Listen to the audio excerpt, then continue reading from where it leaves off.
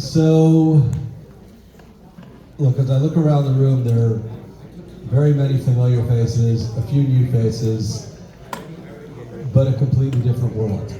I've been on this stage for, I think, going on at least a dozen years, on Zoom through COVID, and I think we're actually at or pretty close to numbers pre-COVID when this room was similarly full, and I tried my very best through each series to come up with topics that were relevant at the time and speak about them clinically.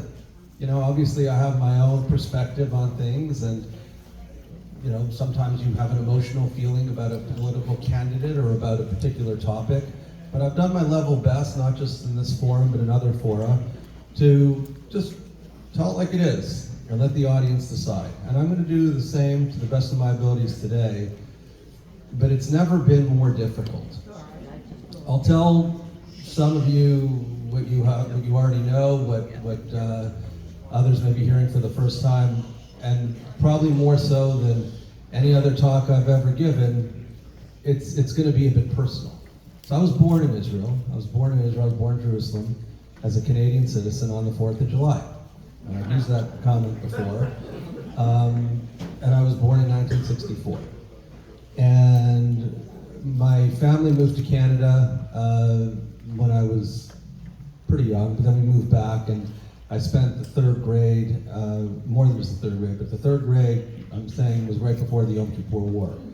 But we had left to come back to Montreal for school to start. So I started the fourth grade at the Hebrew Academy. And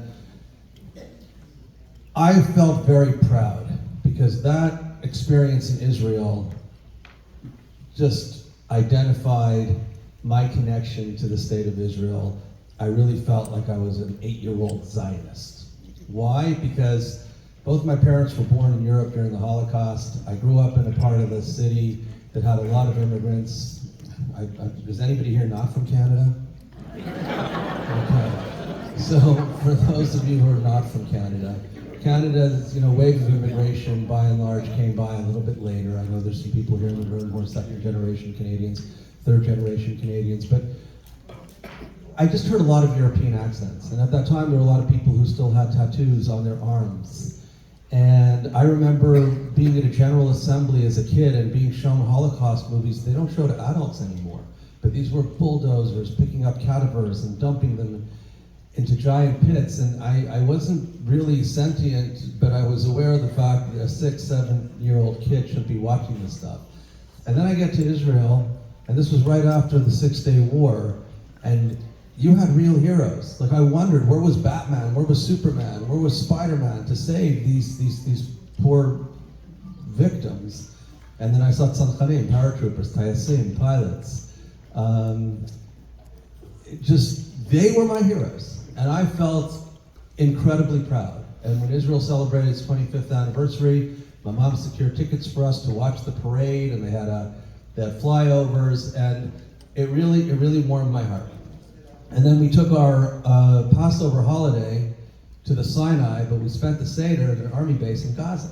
So I spent the Seder in 1973 in Gaza, and I made a pen pal. He was not particularly religious, or else he'd be in his home for the Passover Seder, and we had 2 Seders growing up, so I actually probably had maybe not as many Seders as the soldiers had, but enough to know the Haggadah. And we made a deal that I was going to write to him in Hebrew, and he was going to write to me in English. And then when we went on the trip to the Sinai, I became buddies with the medic, and we made the same arrangement. I was a pretty good negotiator at 8 years old. And then we came back to Montreal, and the Yom Kippur War broke out. And one of my pen pals was killed on the Bar-Lev line. So I lost my first pen pal at 9. And that had a big impact on me. But I think that I was conscious enough to recognize that this was a different tragedy than the movies that I saw 2-3 years earlier. There were 2,688 casualties during the 3.5 weeks of the Yom Kippur War. Of those 2,688, you know how many of those were civilian casualties? Anybody want to take a guess? It's a low number. It's 0. That's exactly right. There were 0 casualties during the Yom Kippur War. And it still was known for the ensuing 50 years as the fashla, the failure, the unbelievable breakdown of intelligence. Now, Israel went through a period of slightly over 6 years, from June of 67 to October of 73, at the apogee of hubris, because we felt that we could, we could do anything. In 6 days, the combined armies of Jordan, Egypt, and Syria were solidly defeated. And we'll get back to this later, and like in every single other war that Israel has ever fought, a ceasefire was imposed exogenously. Outside forces, usually the United States. In 1948 or 49, it was mostly Great Britain. But usually in the United States, in 56 and 67, in conjunction with the United Nations, in 73, and in each of the subsequent campaigns that weren't all-out wars, Israel's military campaigns were halted by centers of influence that said you went too far. And yet it was an amazing victory, and people felt that way in the country. And that pride disintegrated, and the faith in the leadership disintegrated. There's something called the conceptia, the concept of what could have gone wrong. And now all of this has been analyzed and microanalyzed, and the Agranat Commission went into great detail. He was a justice of the Supreme Court, went into great detail about how things could have gone differently, and Zaira, who was head of Amman, and Dado, who was the Ramatkal, the chairman of the Joint Chiefs of Staff, their careers obviously were ended. Golda Meir stayed in office, but briefly, and then she handed over the reins to Yitzhak Rabin, and he had to resign because his wife held foreign bank accounts. And then Shimon Peres lost the first of his many elections to Menachem Begin. You had the Mahapach, the turnover a few years later in 77.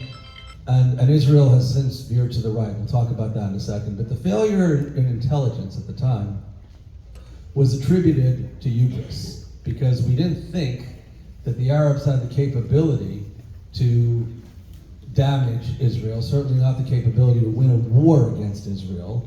And we were convinced that why would they start a war that they couldn't win? So they had all these troop movements, and I'm going to come back to this several times over the course of the remarks today. There's a huge economic price to be paid for a small country, and then a very poor country in 1973, to mobilize the resources that you would if you were strategically aiming to thwart an enemy, either to deter an enemy by seeing how well your defenses have been prepared, or in the event that there actually is a conflict, to defeat the enemy because you have those additional resources deployed. So Israel had previously in 73 deployed resources in anticipation of a threat like that, and then it desisted the second time, and it also felt that it couldn't have a preemptive strike because it felt that it wouldn't get American support. And again, if there's a common theme that runs through post-1967 Israel, it's the relationship with the United States of America. And I'm wearing this pin. I have one with a Canadian flag too. Maybe I'll bring that next week, although I'm sure most of us here aren't really thrilled with the Canadian government's reaction to all this, but I'll let people who vote in Canada decide whenever they get a chance to. But in America, I think wherever you are on the political spectrum, you can be extraordinarily proud that America has always been there for Israel since the 6-Day War. America famously did not provide any weapons into the Middle East. There was an absolute embargo. Even Truman, God bless him, 11 minutes after the State of Israel was declared, recognized its independence, but there were no arms sent. Eisenhower, who was exceptional as a general in liberation of Dachau, and the words that he wrote and the insistence that this be documented for posterity, as president was less patient with the Israelis, and frankly more than anybody else, sort of forced them out of the Sinai after the 56 campaign. President Kennedy was the first to actually sell defensive weapons to Israel, the Hawk anti-aircraft ballistic missiles, but he too was a little bit equivocal when it came to military support, very suspicious of Israel's nuclear intentions, and he was, I mean, I don't believe there's any connection here, I don't believe in conspiracy theories, but he was pretty keen on digging deeper into what was happening at the textile plant in Dimona when he was assassinated, and President Johnson did not pick that up. Johnson, when Nasser was saber-rattling, said, "You will not be alone unless you go it alone." There is an interpretation of what happened in 1967 that Israel did go it alone. It bombed the Egyptian and Syrian air forces on the ground, basically eviscerating their air power and enabling the Israeli fighter jets to do what they did and achieve that great victory and feed into a national narrative that completely changed. In '73, that was crushed. And lessons were learned. And political price was paid, and now fast forward 50 years, amazingly, a lot of archives were opened up, movies and books were written, and the mindset in Israel in 2023, commemorating the 50-year anniversary of what was considered, I mean, it was an amazing military victory, but nobody thinks about it as such. If you look at it analytically, at what the Israeli army was able to accomplish in 1973, it's astounding. And yet, because of the element of surprise, it's considered to be a kishalon, a fashla, a failure. Now, fast forward to where we are right now, and the title of this talk, what went wrong? How could we get so much so wrong? So, what's intelligence? I'm going to look at it from an intelligence perspective, a military perspective, and a political perspective. From an intelligence perspective, I mean, I welcome anybody else's definition of what constitutes military intelligence. My definition is anticipating and avoiding surprises. That's why we have intelligence. We have signal intelligence, we have human intelligence, we have imagery, surveillance, telemetry, but that's why we have a combination of intelligence, so we can anticipate and avoid surprises. And that is exactly what did not happen on October 7th. And look, hindsight is always 20/20, and I'm,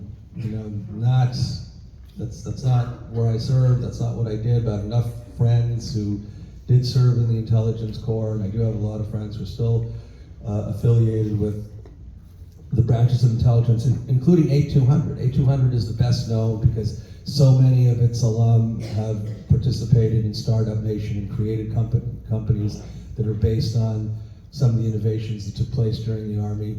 They were literally on vacation. And what do I mean by that?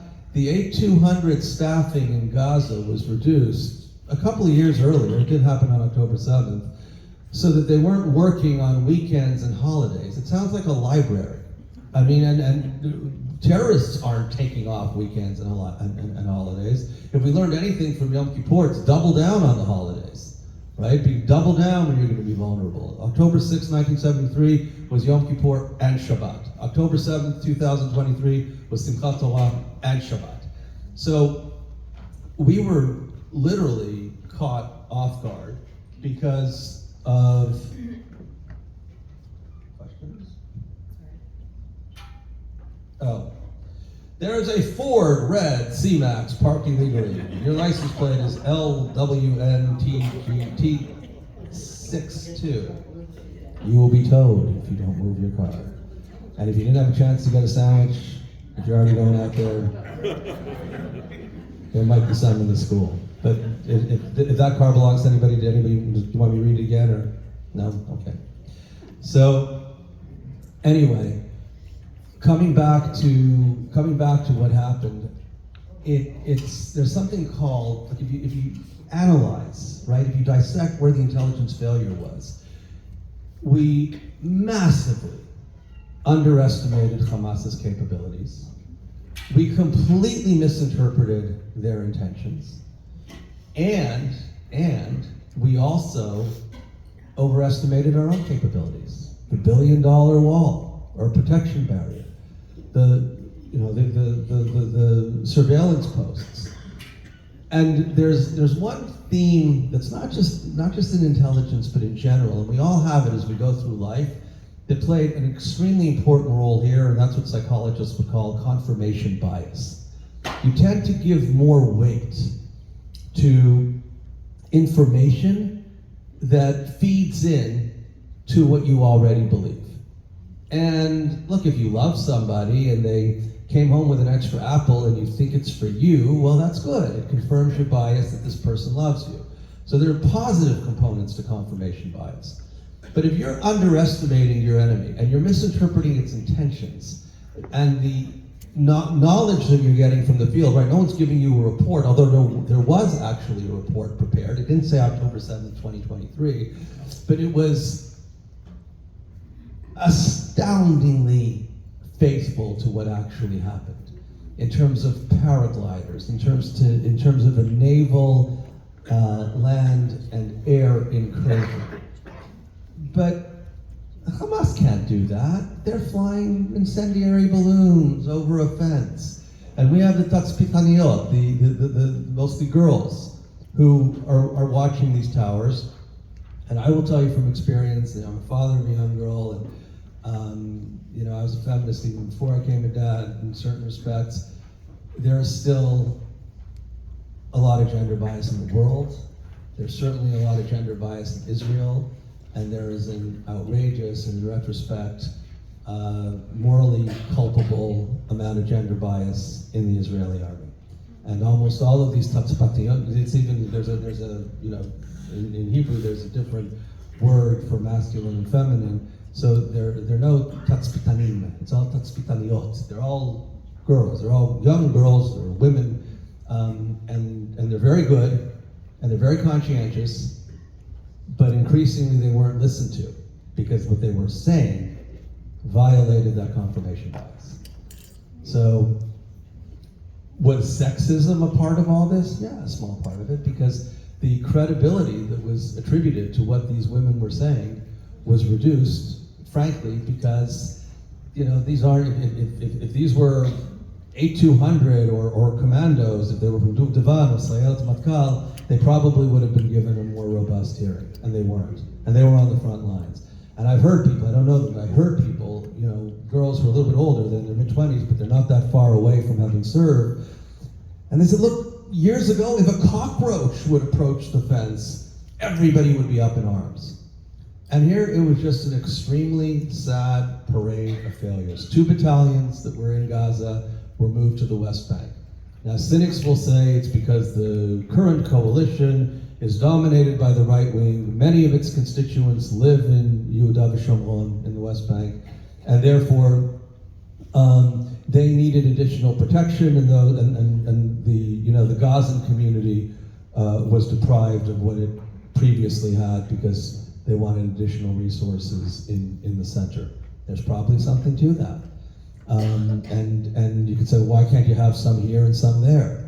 Why aren't more increasingly there fewer and fewer people doing military reserves, Miluim, right? And when I grew up, and when other people I know here who served in the army, you knew that every year you'd spend 30 days in Miluim. Now Miluim is more voluntary because the army doesn't think it needs the manpower, and frankly, they have to pay the soldiers who come in. If you're a software engineer or a doctor and you do your reserve service, you get paid by the army. You may not get paid as much as what you got paid and they have to make up the difference. Obviously, it's like maternity leave or paternity leave. So you don't want to economically hurt the people who are serving, but the army has to pay a portion of that for sure, because the legacy jobs are losing the people power. So economic considerations played a role in fewer reservists serving. There were fewer battalions to go around. Gaza was left with very little protection. And nobody thought that Hamas intended to do anything serious, because they played this game brilliantly. For several years, they managed to put together a program where they knew where the observation towers were, they knew where the cameras were, they knew where the machine guns were. They practiced attacking these targets. Another thing that the Tatspitaniot, the surveillance women, were saying is, They built a tower that looks like my tower and they're practicing over it.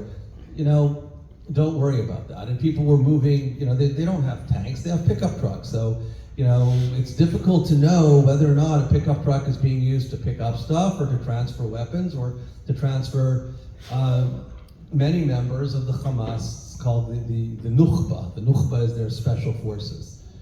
And we think of Hamas as this random group of terrorists. Hamas is set up as an army. Hamas has 24 battalions, 12 in the north, I think 4 in the center, 12 in the north, 4 in the center, 5 in Khan Yunis, and 3 in Rafah. So that comes up to 24. That's how they're set up. So the Israeli army and the IDF has effectively neutralized the 12 in the north. We're pretty effective with the ones in the center, and now we're focused on Khan Yunis and Rafah. And we'll get to why that's more complicated than anybody anticipated also. Now, so the military, the intelligence failure is that. Misunderstanding what they intended, because for years they were doing these incendiary balloons. The Palestinian Islamic Jihad had incursions that Hamas did not participate in. There was illusion that the Sinwar and other folks were getting fat and happy on the economic benefits that were coming their way, and that was okay as long as they could line their own pockets, get some weapons, have their own enforcement locally. Every once in a while, show that they're still jihadists and do something nasty in Israel. Then that status quo is going to work. And there were also some theories within the Israeli government that as long as there's a force called Hamas in Gaza and a force called Fatah in the West Bank, then I can look at the rest of the world and say there's no way to have a Palestinian state because there's no cohesive, coherent Palestinian leadership that we can negotiate with. And that's frankly true, because they hated each other almost as much as they hated Israel and the Jews. So that's the way the country thought. And it gets worse, because, look, I'm not pinning any of the blame for what happened on October 7th on the Israeli political crisis. But Israel was in crisis, and people pay attention. Starting from January till October, you had 40 consecutive weeks of demonstrations. I don't know how many times any of you have given talks, I don't know how many times any of you have taken walks, but when you're distracted, you're not focused. And this was a government that was enormously distracted, and a country that was obsessed. You can call it judicial overhaul, call it judicial wrecking ball. As a constitutionalist, I've studied this pretty carefully. I've given talks here about that. I'm not getting into this today, but I will just give you a couple of fact points, right? The United States, people want to say, well, how does this compare to 9/11 when Israel is, the United States is 35 times bigger than Israel, so you do the math, if it's 2,000 and it's 70,000. In absolute numbers, not in relative numbers, in absolute numbers, every single Saturday for 40 weeks, you had demonstrations in multiple locations across the country. This is a country that is 1/35 the size of the United States, that were larger than what happened on the Capitol on January 6, 2021. Every single week, larger protests. So nobody died. There were some tussles and bustles. We had the statistics took place in the United States. I think that's a testament to the strength of the Israeli democracy, that you can have such. There was no less passion among the protesters and no less passion among the counter-protesters, and I think that there were many people, including me, who wondered whether or not this laudable track record of relative peaceful protests would last, because the energy index, the antipathy index, the hatred index, it was very hard to have a Shabbat dinner. I was in Israel for 3 weeks in the summertime when this was, at the apex of its intensity, and I could have a conversation with any one of my friends without them testing and probing. Where do you stand on this? You cannot be neutral. You're not an ATJC. Don't tell people two sides. Tell me what you really think, because I need to know if I can have a beer with you. I mean, it wasn't quite that crass, but I've been around long enough that I knew. And I sometimes told people what I felt, I sometimes didn't. But it was so important. It was so important. People think here in the United States that you're pro-Trump or anti-Trump, and it's true. Trump is a polarizing person. And for those of us who live here in the United States, we're going to go through a pretty polarizing year. I don't relish that one way or the other. But in Israel, it was worse. The intensity of partisanship around this issue, around this judicial transformation, was much higher than anything I've seen in the United States, including the Capitol Hill riots. It's just there, they don't riot. And then everything got upended. And the people who were planning these amazing, seemingly spontaneous, but not at all spontaneous, demonstrations on a bridge, on a road, on this highway, on that highway, calling people on WhatsApp chats, were able to redeploy that technology to get services to people when the army and the country were not effective. So we talked about the intelligence failure, now the military failure. Also, 6 hours. The Air Force was nowhere to be found. And the Air Force, quite frankly, can't be effective. I mean, I don't know if you've ever flown in a fighter jet. They go pretty fast, pretty high. You can't see anything unless someone's telling you. You need eyes on the ground. There are units that you can't, I mean, even helicopters fly closer to the ground and slower. Unless you're being given targets, you don't know. And one of the things that Hamas did so effectively was blind Israel's surveillance capabilities. All the cameras were taken down, and most of the people who watched those cameras were killed. So when you talk about the 1,200 people who were killed on October 7th, there were about 350 who were at the music festival, the Nova Music Festival, but there were about an equal number of soldiers in their bases. So over 300 soldiers. And then there were a couple of hundred additional soldiers who were killed coming to rescue people. And a lot of those rescue missions were spontaneous, right? People just feeling, I need to be there and I need to do something. And you had the special forces were a little bit easier to mobilize, but they all came underarmed.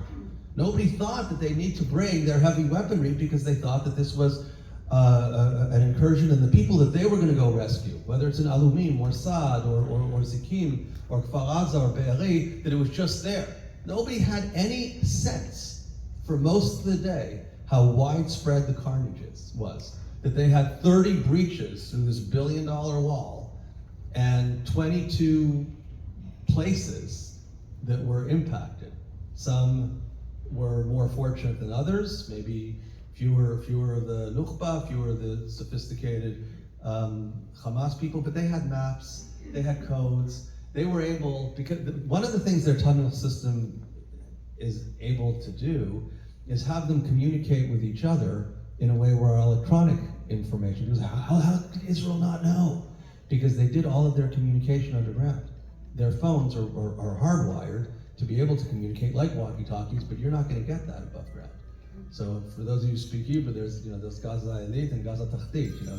There's Upper Gaza and Lower Gaza.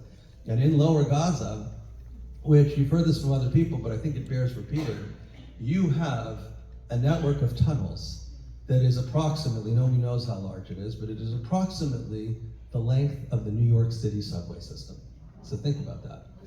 And it's much smaller than the 4 boroughs that are covered by the New York City subway system. It's about the size of Manhattan. It still has an array of tunnels that is approximately the same size as the New York City subway system.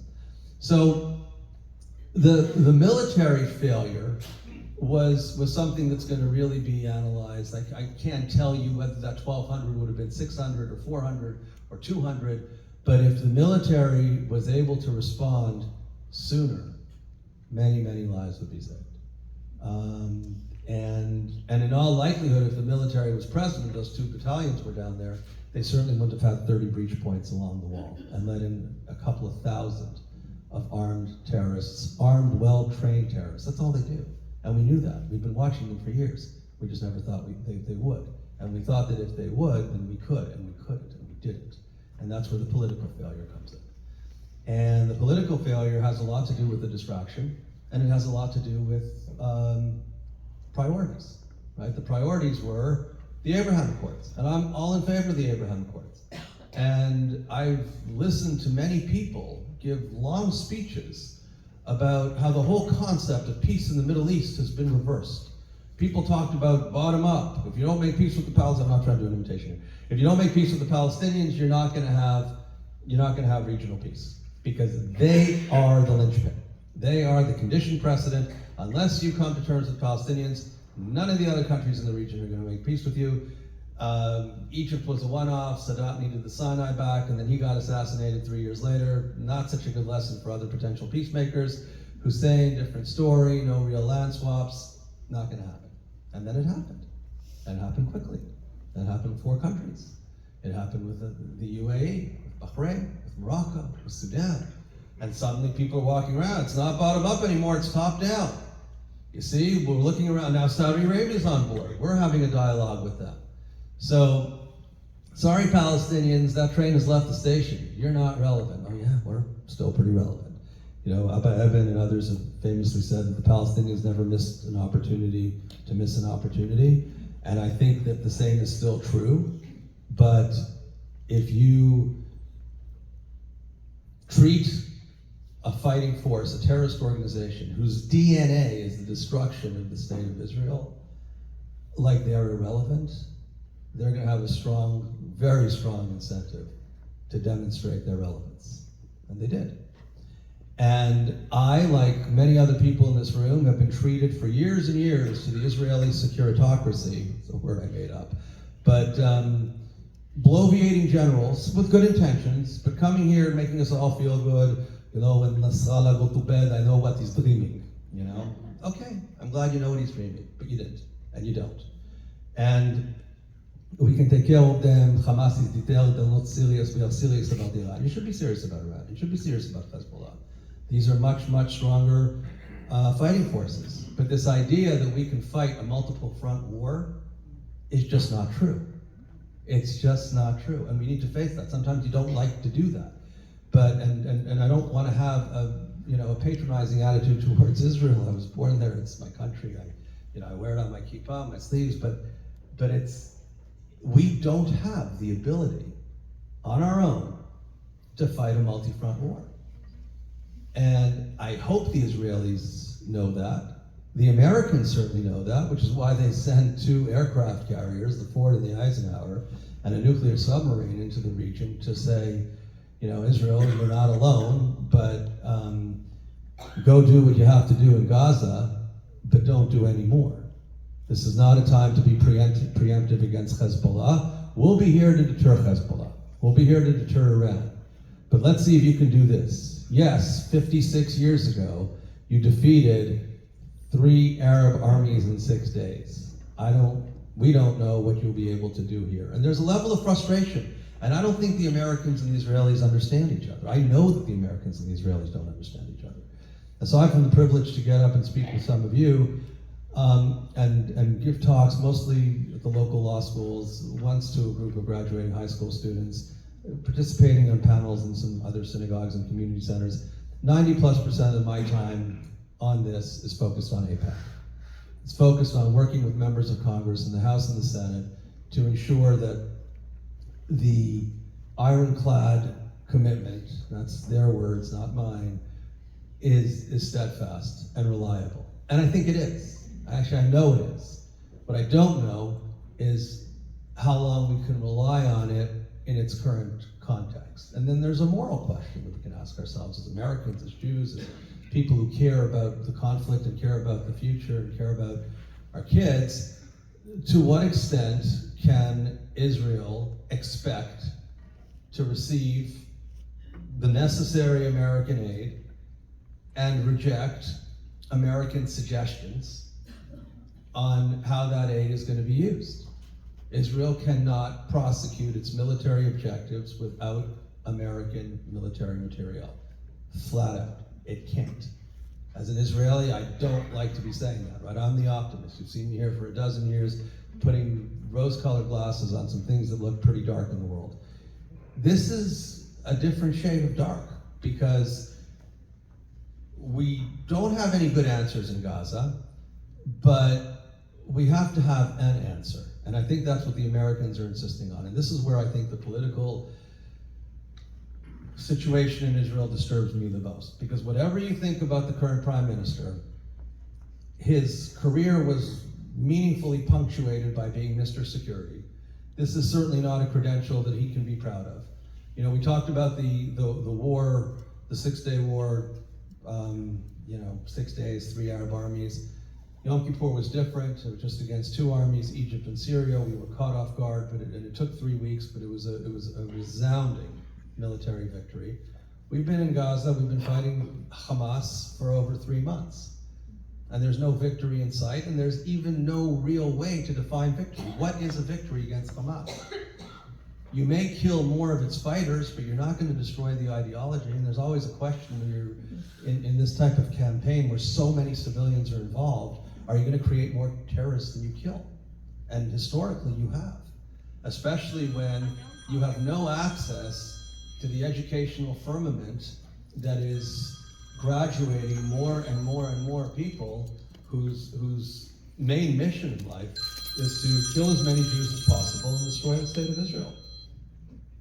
I mean, we all know, it's well documented what happened on October 7th, and people compared it to the Yom Kippur War from a military and intelligence failure, and people compared Hamas to the Nazis in terms of the brutality of their horrible acts against Jews. And I think that's a relevant comparison. But I think, again, I'm not comparing the obscene with the obscene. But one difference I would highlight is that the Nazis may not have been embarrassed at all by what they did, but they recognized that what they did was wrong, and they would do their level best to hide evidence of those atrocities. Hamas were there with their iPhones and their GoPros. A lot of the evidence that we have are from them. And they were exulting about how much havoc they were able to wreak, and how many Jews they were able to kill. And they're calling their relatives, and they're celebrating. And that mindset can't be eradicated by military force. For those of you who, like me, enjoy Jewish history and Israeli history, Jabotinsky doesn't get a lot of airtime, but one of the things that he hypothesized back in the 20s, he called it the Iron Wall strategy. And he said that if Israel, the Jews, there was no Israel yet, if the Jews, he died in 1940, so 8 years before the creation of the modern state, if the Jews were able to create an iron wall to show strength and hit back when we're being hit and demonstrate that we're here to stay, then we're going to be able to improve our bargaining position, leverage that strength in order to engage in peace with the Arab population. I think he's right, but it never happened. There was no amount of force that Israel's ever been able to apply. We've been able to engender surrenders, but we've never been able to, people know the only thing Arabs understand is force. Well, everybody understands force, right? It's not endemic to Arabs. I understand force, you understand force. But it's not you're not gonna love the person who slams the door in your face and locks it, even though you apply your counter force, you're not gonna open it. And the Arabs never really wanted to accommodate a Jewish state in that part of the world.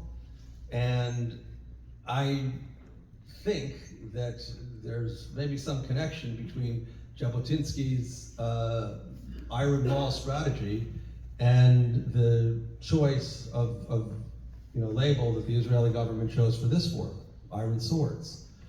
And that's hopefully, their hope is that we send a message that we're very strong and we'll get back our deterrence, because we live in a very complicated part of the world, the most complicated part of the world. And that's not going to change. And it's not just the Jews and the Arabs, it's the Arabs among themselves. People don't pay as much attention to it, but the ferocity, the viciousness that they apply in their own internecine battles are they're considered medieval because we think of torture chambers and other horrible things that people did to each other. But maybe it's a medieval mindset, but with 21st century weapons and capacities and money. And Iran really is the head of the snake, and they're sitting there fat and happy, watching the Western world try to navigate itself out of this. And there are no real clear solutions, but there needs to be a strategy. And I think what's frustrating the Americans more than anything else, from what I can tell, and I'm fearful that the Israelis can't give the Americans what they're asking for, and that is define victory. We'll help you get there. Define victory, and then come up with a roadmap. Like if you've won something, what are you going to do with your winnings, right? If you win a lottery ticket, you go collect the money. How are you going to spend the money, right? So you're going to win. Tell me what it is you want to win. You want to win by defeating Hamas, by negotiating something a la 1982 when the PLO sailed from Beirut to Tunisia in exchange for Israel not bombing Beirut. Is that a strategy? What is it? And then what happens after that? What constellation of characters are going to participate in the rehabilitation of Gaza? And the current Israeli government can't give them an answer, because if they give them an answer, there's no Israeli government. If they give them an answer that has anything to do with some sort of Palestinian presence, or PNA, the Fatah presence in Gaza, no, I'm not replacing Hamastan with Fatahstan. Great, it's a good soundbite, but it doesn't make Blinken happy. Now, Bibi doesn't need to do Blinken's bidding, but the Israeli government needs to understand that the American government is hungry for some sort of game plan. And when you have pro-Israel pundits, friends of mine whom I respect and admire, articulate and define what Israel's objectives are. They need to crush Hamas. They need to demilitarize the Gaza Strip. They need to reform the educational system. They need to make sure that nobody with that mindset comes back and participates in a reconstituted Hamas, whatever that might look like. Yeah, I like all those, sure. I mean, sign me up for that. But that's not likely to happen. And by the way, remember what I said a few minutes ago. Every single Israeli military campaign, going back to 1949 and 56 and 67 and 73, when we encircled the Third Army, and all the various conflicts that we've had with the Palestinians, certainly 1982 in Lebanon, and 2006 in Lebanon, were halted.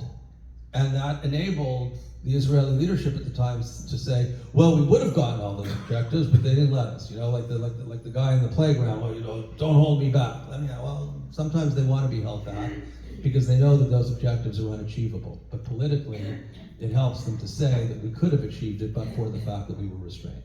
So I think something there has to give. And like the rest of you, I read the papers, the Israeli papers, the American papers. I talk to people who are in the field. I've got cousins who are serving, direct cousins. My mom's baby brother, he's 65, but his two sons are in Sayeret Matkal, in an elite army unit, and they served in Gaza, and then one moved up to the north, and they both been allowed to go back home. One of them is a dad with two kids. The other one works for Eric Schmidt and lives in New York. But they're devastated by this, but they're not at all confused. They consider this to be an unavoidable war and one that needs to be won. There was no confusion about their participation in what they were doing. They have a lot of faith in the military and the execution capabilities of the Israeli government, which I was pleased to hear, because you wonder after that. The response rate of reservists was over 100%. When Israel went through nearly a year of the military being weakened because reservists not people who have to serve, the 18 to 21, 22-year-olds, but people say, I don't want to do reserve duties. You can't force them, right? But then you don't have pilots who are trained or who are ready to fly. And then you don't have infantry and special forces who are ready to go in. And believe me, like I said, our enemies are watching. I don't blame the Israeli government for October 7th, but folks who want to see Israel weakened or destroyed were paying attention. And that combination, I think, as much as anything else, made them feel emboldened and confident that they can do what they were planning for. And we read that they were doing certain things, but it was aspirational, right? It's like, your kid wants to be an astronaut, great, go be an astronaut, you're a kid. And it was that level of demeaning, patronizing, dismissive derision that led to what will be a defining moment in Jewish history for a very long time. Looking around the room, and I know many of you, your parents, if they were living in North America, probably remember Pearl Harbor, right? December 7th, 1941, a day that'll live in infamy. For many of you, it was the Kennedy assassination. That was a big deal for folks who were alive at the time. I wasn't. For me, I mean, 9/11, I still remember when Magic Johnson had AIDS, but 9/11 was a big one. I was already in my mid-30s. For this generation, it'll be October 7th. For any of your children, grandchildren, relatives who are in college, high school, maybe not high school so much, but certainly college, young adults, October 7th will be the defining date in the way they appreciate Jewish history. And I'm going to answer questions in a second. Next week, I'm talking about anti-Semitism. And I'm going to Raleigh, North Carolina next week. Part of my role at APAC is to engage a specific congressperson. So there are about close to 300 of us, I think we're about 285, that have a key relationship in Congress. And we're responsible for having fundraisers. I mean, we meet with many, many other members of Congress. I know, the mayor's here, and she participates in some of our meetings. And it's important, but at a certain group, that's your member of Congress. And we're doing a town hall on anti-Semitism in his district in Garden, North Carolina. It's a suburb of Raleigh. So it's great that this is happening because it needs to happen. But that's what surprised me personally more than anything else, coming full circle to how I began the talk, was the depth and breadth of anti-Semitism, just how pervasive it is, how well-equipped, well-organized, and well-funded the people who hate us are. You don't make 1 million Palestinian flags in a weekend. It doesn't work, doesn't happen that way. And that the massacre of 1,200 Jewish civilians would be the catalyst to unleash numbers 1 and 2. That would be what, that's what we're going to talk about next week. So to wrap up this week, look, I, like many of you, I always sometimes have trouble sleeping at night, but since October 7th, it's always been for the same reason. I mean, I stay up longer, and it's for the same reason. And it comes back to the trauma that I think it's critical for us to appreciate. How broad and how many circles of trauma there are. I mean, hostages, especially the child hostages, no one's ever dealt with that. That's unprecedented in the annals of psychology, dealing with child hostages who were in captivity for many, many weeks before they were released. God willing, we'll see some more hostages come back alive. But that's a very hard thing to get our heads around. Families of the victim, people who were there, the survival guilt of those who were not killed in Be'eri and Zakim and Alumim and Saad and Kfar Aza. People on the phone. If you were talking to a loved one and they were saying, get Sal, get the army, I'm here, and in your last minutes, or talking to a loved one and you're feeling helpless, like what could I have done to help this person is life scarring. Then you have the soldiers, right? I mean, by the way, when I talk about the survivors, these are also survivors who are on the bases. And the soldiers who are in Gaza, I mean, people talk about PTSD in Vietnam and other conflicts. I mean, they're destroying Gaza. I mean, I'm not saying Gaza should not be destroyed. I'm not saying that, civilians are innocent and they should be more careful. Sometimes I feel that way, sometimes I don't feel that way. What I feel is not important here, but the facts are that when the Gazan Ministry of Health, which is Hamas, gives me statistics, I don't believe them. But when I see 29,000 or 30,000 strikes on Gaza, including 500, 600, 2,000 pound bombs that were dropped, there's going to be a lot of damage. And when I see the pictures, and when I talk to friends and relatives who serve there, this is an area that's lost about 1% of its population, which is a big number, and the perpetrators. I mean, the Gazan victims will hopefully find support where they find support, but the perpetrators they're not in a quandary. They understand why this needs to happen. If you see a building and you know it's booby-trapped, or you know that it could be booby-trapped, because 1 out of every 2 or 3 buildings are booby-trapped, and you'd rather not go in there and get killed, but instead you call the Air Force to blow it up before you find out if there's a tunnel underneath, and there happen to be families living in that building, you did what you did to save your life, to save your fellow soldiers in the unit, but you also recognized that there were consequences to that decision and to that directive to the helicopter or the Air Force to take out that facility. Then you have the rest of us. It's not just in Israel, but it's particularly in Israel. People are traumatized. There's a very heavy weight that's been placed on us, and we see what's going on college campuses. We struggle with how to explain this to our kids.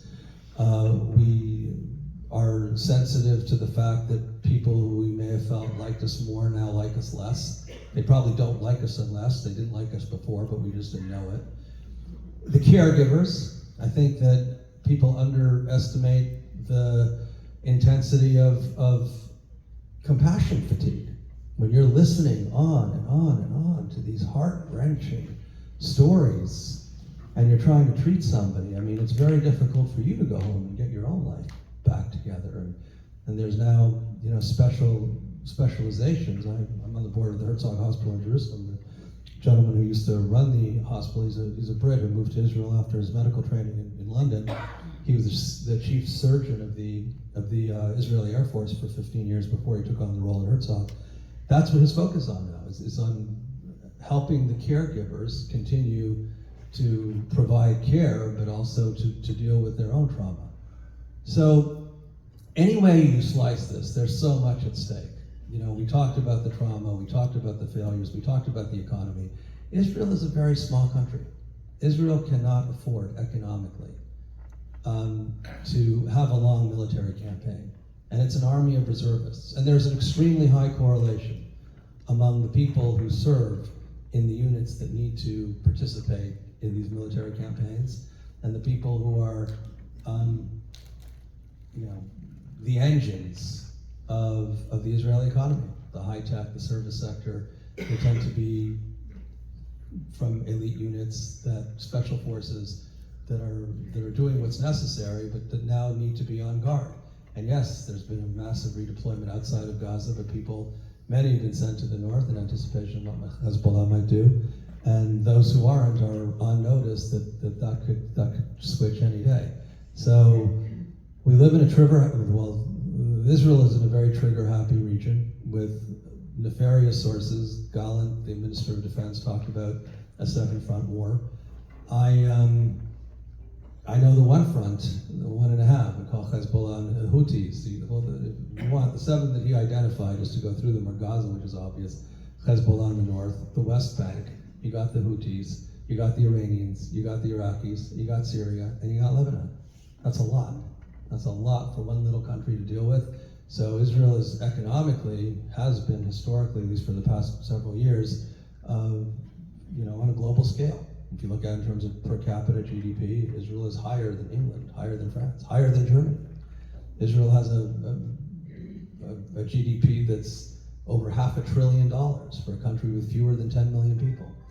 But, I don't want to say, well, X out the Arabs and X out the ultra-Orthodox, but if you look at the engine driving the economy, driving the military, it's a small group. And Israel can't afford economically and in terms of human resources to fight multiple fronts simultaneously. We said we did, maybe we believe we did, but we can't. So how do I see this playing out? I think that, again, the relationship with the United States is absolutely critical. I think that the fiasco in The Hague was predictable. That's basic lawfare. For those of you who don't know what that means, that's sort of using the legal system to fight what's really a military battle. They're not going to declare genocide. The ICJ is not going to decide. First of all, they have no enforcement abilities, and they're not going to decide that Israel committed genocide. But what they can do is they can demand, without enforcing, a ceasefire. Hamas is not a party to the ICJ charter. Israel is, so is South Africa. So, again, this is the fact that they say it has to happen doesn't mean it would happen, but if it does happen, Israel will cease, Hamas will fire, and that's lawfare, and that's something that Israel needs to worry about. Historically, Israel did not go to the ICJ. It thought it was such a kangaroo court that it it didn't respond to that. But I think in this instance it made a decision that it had to, and I personally think it was the right decision. The same way prolonging the Eichmann trial and using that as an ability to show the world what actually happened in the Holocaust. Even 15, 16 years later, in the early 60s, when people were murmuring about the Holocaust being exaggerated propaganda, I think the Israeli government made the correct decision to use that trial to say, well, here's the evidence. And I think it was very effective. And I think here too, this is going to be a global forum. Not everybody will listen, but they're going to have to watch. And what they're going to see, as much as you hate Israel, as much as you hate Jews, what they're going to see is going to have an emotional impact, because people are people. So look, I'm going to take questions in 1 second. Thank you. We'll be here again next week and the following 3 weeks. There'll be some happier things to talk about, like the US elections, and then some other unhappy things to talk about, like Ukraine 2 years later. But there's some unhappy things to talk about, like this and anti-Semitism. So sometimes sometimes I feel guilty, and if you're older than me, then you were born after 1940, you should feel guilty, not guilty, but we lived in a charmed world. We lived in a world where there was relatively little anti-Semitism, and where it was easy to, be Jewish and live a Jewish life and have Jewish communities and have Jewish synagogues and have Jewish schools and see your kids enjoy education in colleges with other Jews. And I'm less optimistic about that now than I've ever been. So on that happy note, I see 2 hands here and then over there. Yes? I agree with you that heads will roll once this is all over with. But who do you see will replace Netanyahu? Who are the people that you think that may rise to that occasion? Well, everybody wants the job. The question was, heads will roll. There'll be recriminations, repercussions. Well, that'll happen. So there are many different scenarios. I mean, for a whole separate talk in and of itself. Within the Likud party, there are many people who want that job. They're polling at about 18 seats, which is much less than the 32 that they got. I think that there are 2 scenarios, 2 major scenarios. One is that about 5 or 6 people bolt, and then you need new elections. But the problem is that the 5 or 6 people who will bolt are those who fancy themselves as future leaders of the Likud party, right? Danny Danon, Yoav Gallant, Nir Barkat, Yuli Edelstein, right? These are names we know. And they're likely to come and say, we can't support this. The government needs to have elections. Gadi Eisenkot just said this. But if I were sort of part of the opposition, I would try to recruit people who are less likely to be in the next government. Give them, like, if you're not part of the first 16 or 18, if you're in the bottom half of the Likud, and you're out of parliament by the next election, those would be the ones I'd recruit. The other thing that could happen is you could really have a massive internal. If you have enough, then you don't need new elections, right? If 15 people walk out the door into Yair Lapid's office or Benny Gantz's office, then you can reconstitute the government without going to elections. Yes? Hi, Lenny. My question, I have 2 questions. My first one can be answered simply, yes, no, or sort of. And my second question is one that I think everybody here would like your opinion, your personal opinion.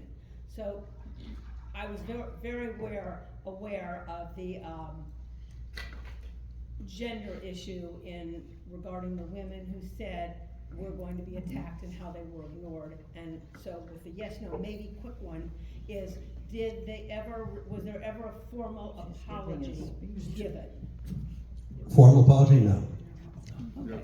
Second question. Our second question, what keeps me up at night is the hostages, the women who are probably pregnant, possibly entering their 3rd trimester or completing their 3rd trimester. What is your personal opinion about the action that we can take immediately to solve this situation? So, look, it's a provocative question, and it's been the main factor inhibiting Israel's strategic maneuverability, military maneuverability, because obviously the question itself and the way you asked, I mean, it cuts at the heartstrings of who we are as people.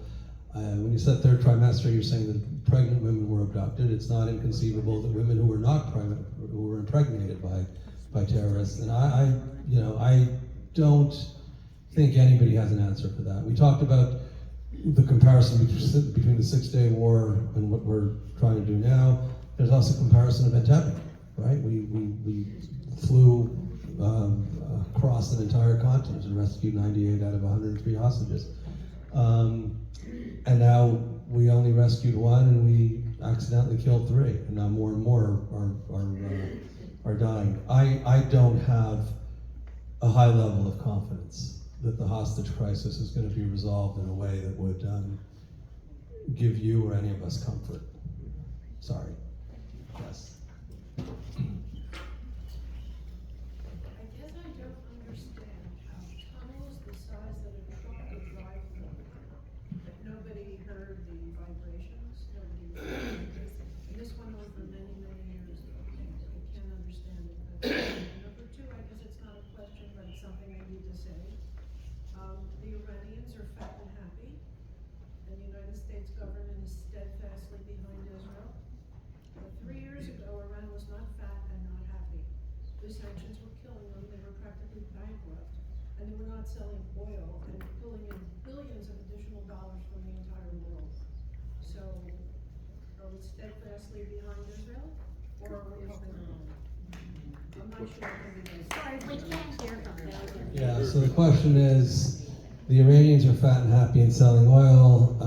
The Americans claim to be steadfastly in support of Israel. 3 years ago, when there were sanctions, when President Trump withdrew from the Iran deal, the Iranians were suffering and didn't have those resources.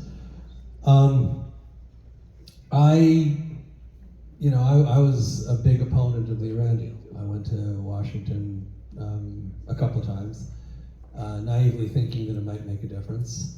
I think that there was a naive expectation that Iran could be integrated back into the sort of normal economic interests of what drives most nations.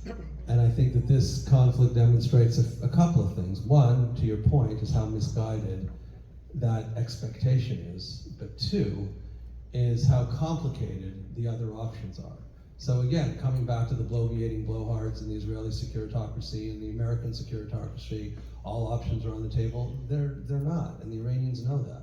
Because the cost of hitting out at Iran, lashing out at Iran, means a lot of uncertainty with what's going to happen with 150,000 rockets in Hezbollah's arsenal. What's going to happen with the Houthis, who've been armed to the teeth and are extremely difficult to deter because they've got nothing to lose. So I think what's frustrating Western intelligence and Western military is that this idea that we can just sort of bomb Iran into the Stone Age and teach the mullahs a lesson and bring quiet to the world in general and the Middle East in particular is not something that people really believe with any high level of confidence, and therefore they're very desperate to try other options. Yes? Here's the question here. I have a couple of questions. Number 1, the way you talk, you shouldn't do anything drastic. Well, let's go back to the Second World War with Hitler. We always said, Hitler just went back to Czechoslovakia, he's not that bad, we can fight him, and look what happened. Delayed, then the Second War happened. Now, if you don't finish up an enemy, you come back. We finished up 2 enemies, Germany and Japan. Later, we have to rebuild. We have to finish up Hamas, because if we don't finish up Hamas, will be a loss for Israel. Now, go back to the Iran deal. We have a very weak government. We went out of from Afghanistan. I mean, American history is very bad. You talk about the Korean War, we left it. We're talking about what happened in Afghanistan, we left it. We talked about even with Russia, in Korea, and Ukraine. They just gave it peace deals. Instead of going to. So what's the question? The question is, Iran is behind all this, they have advances and everything else. And instead of giving them money, $150 billion, I think we should have stopped. Anything they want, we have to attack and finish it off. Yeah, so I think a lot of people viscerally agree with you. I viscerally agree with you, but finishing Iran off is not that simple. I don't mean to be provocative, but we got kind of lucky in World War II. We got kind of lucky that Hitler was stupid enough to invade Russia. We got kind of lucky that Hitler was stupid enough to divert resources to the Caspian Sea and get more oil, and that way he failed to take Moscow and Stalingrad. I don't think that the outcome of previous wars, were givens when they actually took place. And now we're not even, Iran is a state, but we're fighting Hamas. Hamas is not a state. I'm not arguing for a Palestinian state, but I think if there were a Palestinian state, it would look a lot different, and there'd be no plausible deniability, and you couldn't say poor victims have nothing to do with what this rogue terrorist organization perpetrated. Yes, Hamas is terrible, but they don't speak for all the Palestinians or even all the Gazans, right? If a rogue air squadron bombed the U.S. Navy at Pearl Harbor, it would have been much more complicated morally for the United States to ultimately bomb Hiroshima and Nagasaki. If the SS or Einsatzgruppen were, again, an offshoot but not part of the Nazi war machine, then it would be much harder to justify bombing Dresden into the Stone Age or Berlin. So we think about it in terms of, well, there's Iran, there's Israel. Israel probably could do a lot of damage to Iran, and the United States and Israel could certainly take out Iran. The United States could do it themselves. But Iran has choreographed some pretty nasty alliances, including Russia and China. So it's not a unipolar world anymore. It was for about 10 years. For about 10 years from the time that the wall fell and Yeltsin bumbled through his presidency, I'd say during most of the Clinton administration, maybe the beginning of the Bush administration, the United States was supremely dominant. But now that China is both politically, economically, and militarily ascendant, and the Russians would not hesitate to participate in giving the United States a bloody nose. We'll talk about this a lot in lecture number 3, so I don't want to preempt it. But I'm just going to use your question as a commercial for that lecture. It's much more complicated. There are many, many more sophisticated, intertwined geopolitical vectors that make what you would like to see, and what I would like to see, and what everybody in this room would like to see actually happen. Yes? Hold on. Let somebody else, yeah. Would you mind commenting on Bernie Sanders' take on all of this? Yes, I would. No, I would mind commenting. Look, so Bernie Sanders, the question was, would I mind commenting on Bernie Sanders tried to pass a resolution in the Senate that would condition American aid on Israel complying with certain American dictates regarding how that aid is used. So it was defeated. 11 people voted in favor of it. We know who they are. Look, Bernie Sanders is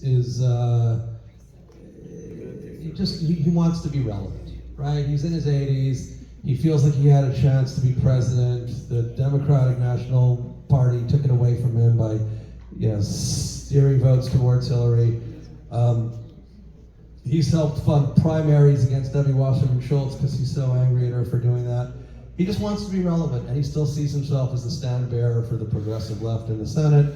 I can't guess what his own feelings about his own Judaism are, but certainly there's just a lot going on with Bernie Sanders. The good news is, thankfully, in 2024, I can't tell you what will happen in 2034. I don't think Bernie Sanders will still be in the Senate, but I'm concerned that his worldview, and particularly his perception on how the United States should treat its relationship with Israel, may have more followers than it does right now. Yes. I have an easy one for you. Okay. He said that there were 2 battalions, IDF battalions, stationed in Can the you south. stand? in Gaza. I'll repeat the question. Yeah, it's easy. They were stationed in the south of Israel, in Gaza, and they were deployed to the West Bank. Yes. How soon before October 7th did that take place specifically? I think it was 4:30 in the afternoon. I mean, it was a few months before. It was a few months before because there was agitation in the West Bank, and it was strengthened before the Jewish holidays. So it was common knowledge that they were. It was so the two battalions that were redeployed from Gaza to the West Bank took place several months before, and it wasn't done in a vacuum. There was increased agitation. The question could be, well, couldn't you do both with reservists? Could you have reservists in the West Bank, especially because there are a lot of reservists who live there? It'd be really easy, but you'd have to pay them, and you'd rather sort of save your money, take the people from Gaza where they're not really needed because Hamas is not serious, they're deterred, because Palestinian Islamic Jihad has incendiary balloons, maybe they'll blow up a cactus, but they underestimated what was planned, and So that could have been a spark. it was another signal, sure. And one thing I will tell you is, and we're learning more and more about this, is Hamas knew so much more about what was going on in Israel, where the installations were. They knew about the Nova Music Festival. And there were people saying, why have a festival? This is just like, why have it this close to the border? Couldn't you find a better place? It felt kind of like Burning Man, and it was sort of cool for those of you who know what that is. Where people just go and express themselves, and Simchat Torah, and they're not that religious anyway, and why would you want to have over 3,000 people reveling right next to the Gaza border? Hamas they don't do that stuff anymore. Well, they do. Yes, Maurice. Netanyahu said he was going to wipe out Hamas. You think it's possible? So the question is, Prime Minister Netanyahu said he plans to wipe out Hamas. Is it possible? I think it is possible to eliminate Hamas's military capabilities. I do. I think it will take a very long time, but I think that if Israel is able to choreograph a strategy together with the United States, it will get the support it needs to complete that mission.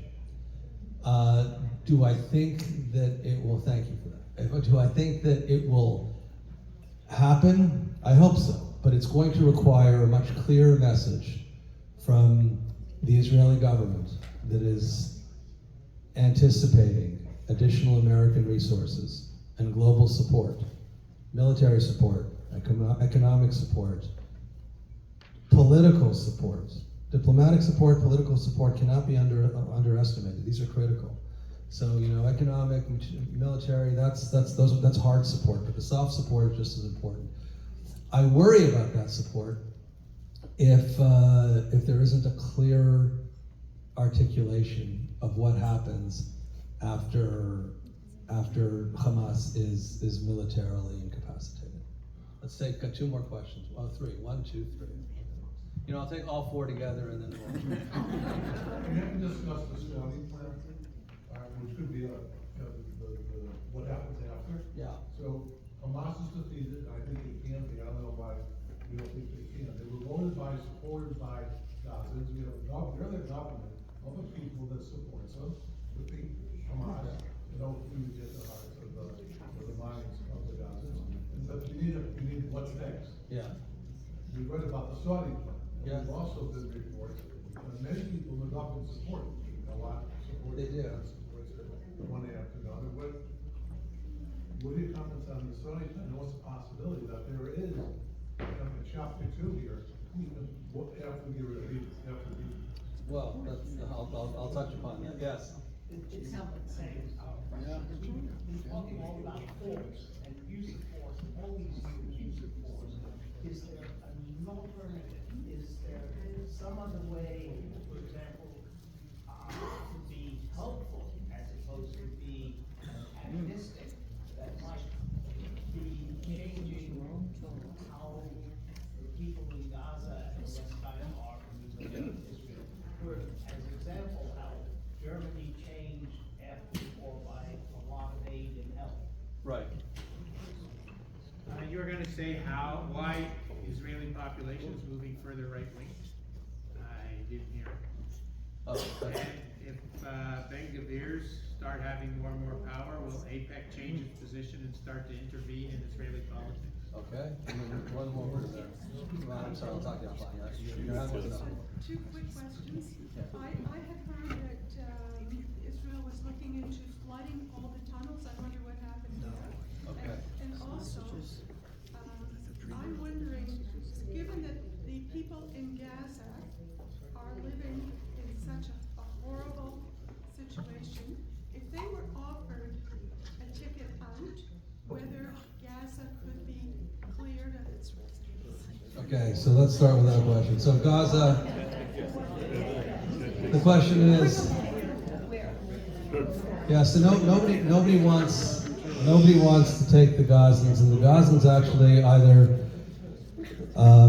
voluntarily or involuntarily are saying they don't want to leave. So the plan to have this population really expulsion, right? You've had population transfers between, let's say, India and Pakistan in 47, but here there's not really a transfer. You kind of had that in the same period in Israel, where you had 750,000 Arabs leave what became Israel, and 850,000 Jews leave Arab lands, but it's not that the 750 went to the places that was. I don't think, and Ben Gvir, to come back to your question, Ben Gvir and Smotrich and others have said, how wonderful would it be if there were only 200,000 Gazans and not 2 million Gazans? And yeah, it'd be a lot easier to deal with a smaller number, but I think that's off the table. I don't think there's any plausible approach to a resettlement of significant numbers of Gazans. To your question, why Israel moved to the right? Because the propositions of the left didn't seem to work, right? The Pollyannic, or in retrospect, Pollyannic disengage. Sorry? Messianic. No. Well, no, not Messianic. Messianic. Well, there are the Messianisms on the other side, but I think that the Israeli population wanted to believe that Oslo would work, even if you didn't believe it would work. You wanted to believe it would work. I was very skeptical that it would work, but I wanted it to work. I wanted there to be a world in which school buses and shopping centers and movie theaters are not getting blown up. It didn't work out that way, but I wanted to believe that. So it turned out, in retrospect, to be somewhat Pollyannic. I wanted to believe that when we unilaterally disengaged from Gaza and let them establish some sort of independent place, it would look and feel a little bit more like a Singapore on the Mediterranean and not a network of terror tunnels that have been just, used to wreak havoc for the past 18 years. The flooding of, so look, the hostages, to the extent that there are any and that they're alive, are in the tunnels. That's where they are. And to the extent that Sinwar is still in Gaza, he's surrounded by some number of these hostages. By the way, from an engineering standpoint, even though you're right on the coast, to get enough water to actually flood these tunnels would take about 3 to 5 years. That's all they did. If they just had enough pumps to get enough salt water, and then the ecological damage and the ecosystem, from a moral standpoint, from a strategic standpoint, the fact that there are hostages who are still alive is a major impediment to flooding the tunnels. Blowing up the tunnels would be a lot easier than flooding them, because you just, you put a few sticks of dynamite in an area and then the land implodes on itself. Flooding a tunnel network that large would involve sea pumps and an energy source that would be logistically very complicated. It can be done, and it's one of the strategies, but it's unlikely to happen as long as there's some plausible expectation that hostages may be returned alive.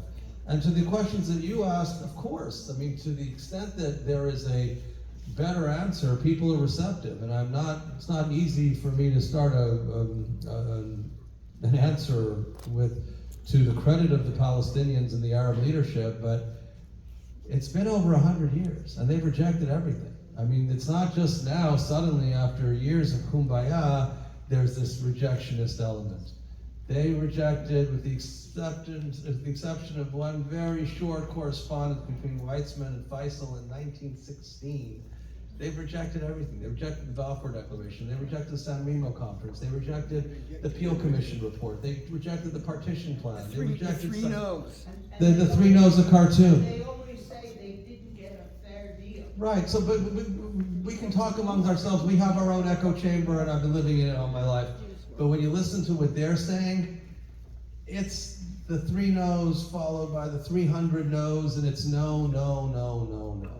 So we want to, coming back to Jabotinsky, he was hoping that an iron wall would also be a seductive wall, because we have an iron wall. And that ties into the Saudi peace plan. The Saudi plan is, and Saudi Arabia was rumored to be next in line for a peace agreement with Israel, which would have been a massive game changer. Because remember, Saudi Arabia is not just a very large producer of oil with a better than average economy in the region. They're also the defender of the two holy mosques, Mecca, Medina. Once they say it's kosher or halal, then there's no reason why you can't have peace with Indonesia, Nigeria, Pakistan. And that would be unbelievable. Now they're still speaking. And what they're now saying, and this comes back to what the Americans are insisting upon, and there are people who have a worldview that's probably to the right of mine, that Blinken is forcing the Saudi leadership to say this. I don't think he's forcing them to say anything. I think what he is saying is, we will participate in the rehabilitation of Gaza. We are not taking what the world interpreted as positive overtures to Israel off the table, simply based on the carnage that's going on in Gaza. It could be legitimate carnage, it could be illegitimate carnage, it's carnage. And they're seeing it, and their TV stations are broadcasting it. But they're saying that if you were confused about bottom up, top down, any way you want to do it, are we starting with the Palestinians, or starting with the Saudis, ending with the Saudis, there needs to be some tandem. There needs to be a prescription for a Palestinian state in order for us to participate in this process. And the Israeli leadership has to look itself in the eye and say, we have a choice. We either have to take huge risks and get some really cool cookies and lollipops with a Saudi intervention where they will participate economically and politically in a different version, I don't want to say a better version, but a different version of the Middle East, or we keep our coalition together and preserve the fantasy that some people will be able to go back and reclaim their homes and their orchards in Gaza. And I'm not going to tell you what choice I would make, but you can guess, but I can wish you a Shabbat Shalom and thank you for your time.